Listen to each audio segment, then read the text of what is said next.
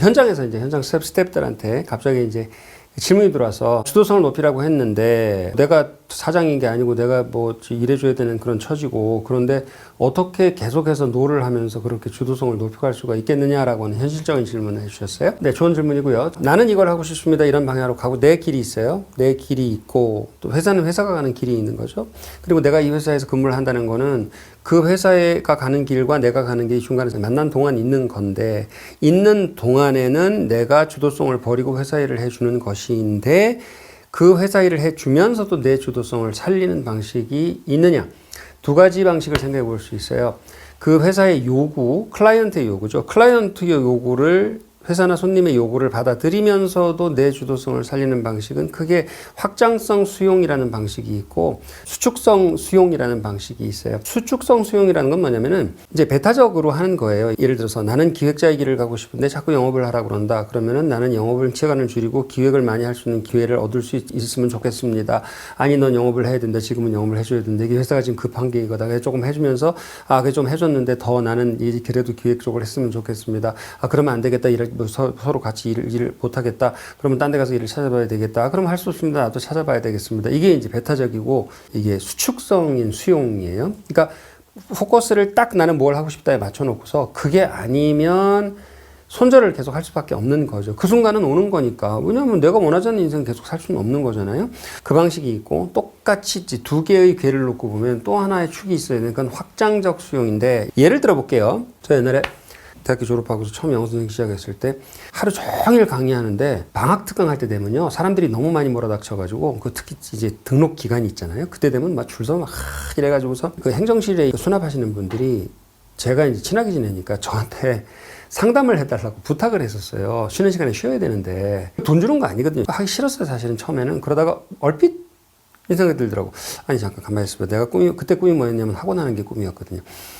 이거 30 이전에 사업을 시작하고 그건 학원 사업으로 시작을 하고 싶은데 결국은 학원 사업을 시작하려면 결국은 상담을 해야지 되고 상담하는 사람들을 다뤄야지 되고 그 사람들을 경영을 관리를 해야지 되는데 그러려면 상담을 잘 알아야 되고 학생들이 어떤 니드가 있는지 내가 직접 얘기해보는 이거를 누적하지 않으면 나는 그걸 못할 것 같은데 라는 생각이 들더라고요. 그래서 그 생각이 들자마자 무지하게 열심히 했어요.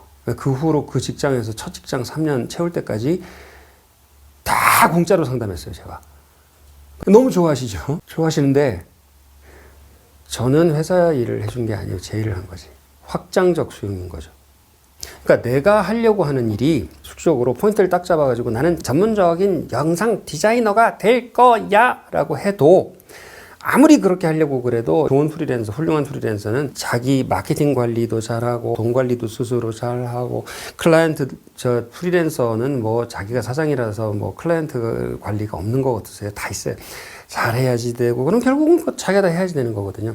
그러니까 어떤 전문적 영역에 들어가도 그 영화에서나 보는 것처럼 그 괴짜 있잖아. 그 괴짜 전문가를 모셔와 그 미스테리한 인물 디자이너 있잖아. 그 사람을 모셔와 그 사람 막 어렵게 찾아가지고 그 사람 막 이렇게 굽신거리고 막 이렇게 해서 제발 한번 해주시오. 그래서 이제 그래 한번 해준다. 팍 이러면 10억 팍 주고 그런 일은 없어요.